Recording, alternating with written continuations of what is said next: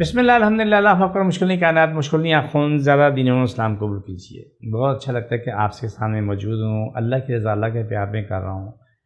مجھے خوشی ہے کہ آپ میرے پروگرام دیکھتے ہیں، A D M naturals herb بھی دیکھتے ہیں، A D M naturals official 2 channel میرے دیکھتے ہیں۔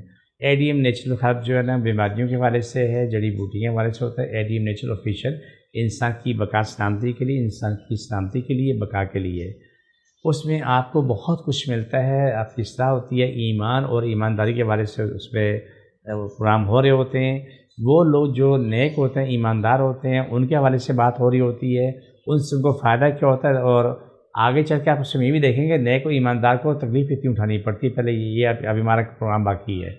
نیک ایماندار اگر ہو، اگر مالک قدر نہ کرے، اس کے ساتھ کیا سلوک ہوتا ہے، وہ بھیانک معاملہ بھی۔ تو ایمان اور ایمانداری کے معاملے میں ایک ایماندار کسی قدر ہوئی تو اس کو کہاں تک اپنے پہنچایا، اور باقی وہ ایماندار جنہوں نے ایمانداری رکھی لیکن مالک نے قدر نہیں کی، اسے کھڑے لینے لگایا، وہ بھی آپ کے سامنے پیش کروں گا۔ لیکن وہ پروگرام دوسرا ہے، A D M natural official کا ہے۔ یہ ہمارا A D M natural hub channel ہے۔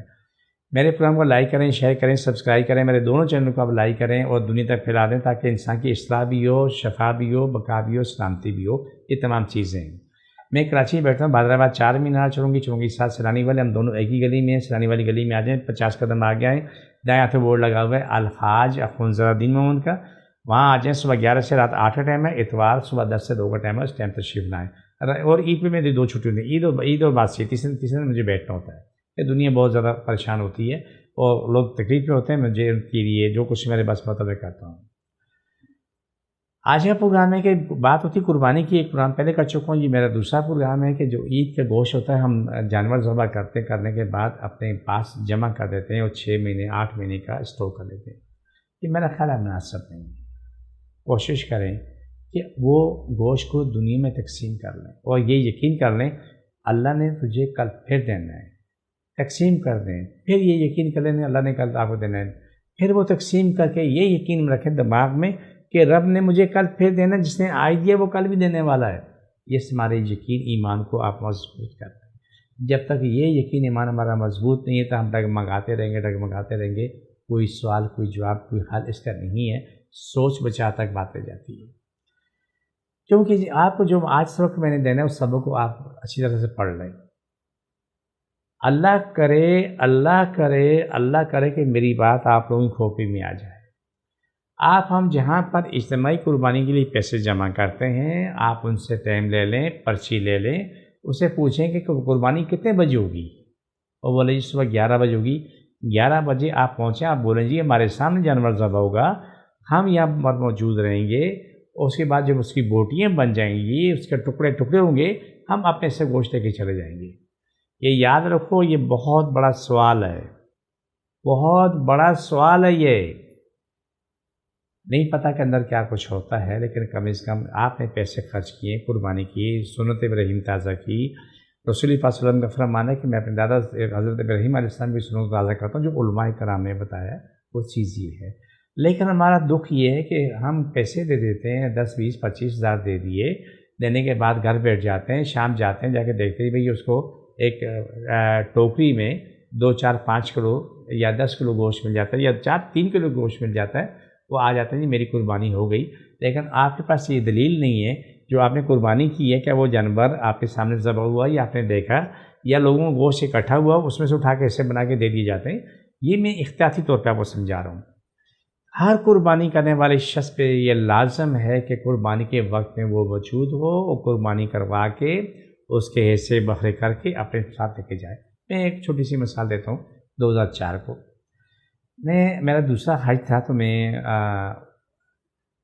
وہاں پر گیا، جا کے پہنچا تو ہمارے ساتھ اور لوگ بھی تھے، انہوں نے بولا بھائی قربانی ہم نے خود کر۔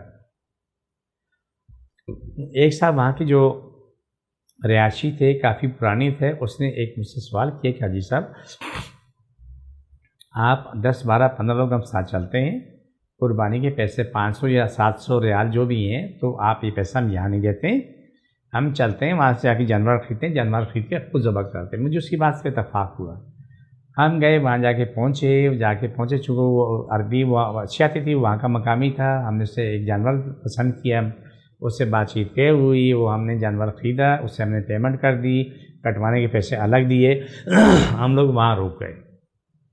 رکنے کے بعد وہ جب جانور کٹ کے ٹکڑے ٹکڑے کر دیے انہوں نے، سب ایسا بوٹی کر دی، اس نے بولا اب کیا کرنا ہے؟ اس نے بولا کہ اس گوشت کو ہمیں دے دو کہ ہم جا کے غریبوں میں بانٹیں گے، اپنے ہاتھ سے بانٹیں گے۔ انہیں بولا ہم بانٹ دیتے ہیں، آپ ہمیں بانٹنے کے پیسے دے دیں۔ اس نے بولا کہ ٹھیک ہے میں تمہیں پیسے دے دیتا ہوں، لیکن اس بات کی کیا دلیل ہے کہ گوشت ہوٹلوں میں جا کے بکے گا؟ میں مکہ کی بات کر رہا ہوں، میں مدینہ نہیں مکہ کی بات کر رہا ہوں، یا غریبوں میں جائے گا؟ بولا جی ہم جو ہے نا غریبوں میں دیں گے۔ وہ شخص بہت سمجھدار تھا، اس نے دوسرے بندے کو وہاں کھڑا کر دیا، تم دیکھو کہ یہ گوشت کہاں جا رہا ہے۔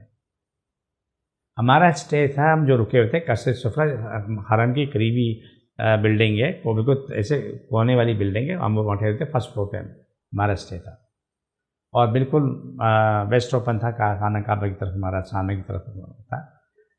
وہ بندہ وہاں رک گیا، اس کو اس شخص نے 200 ریال دے دیے کہ یہ تمہاری مزدوری ہے، آپ نے دیکھنا۔ موبائل اس کے پاس موجود تھا، اس نے ریکارڈنگ شروع کر دی خاموشی سے۔ انہوں نے بوٹیاں بنائی، بوٹی بنا کے ہوٹل والا ہے، ہوٹل والے کو اس نے وہ گوشت بیچ دیا۔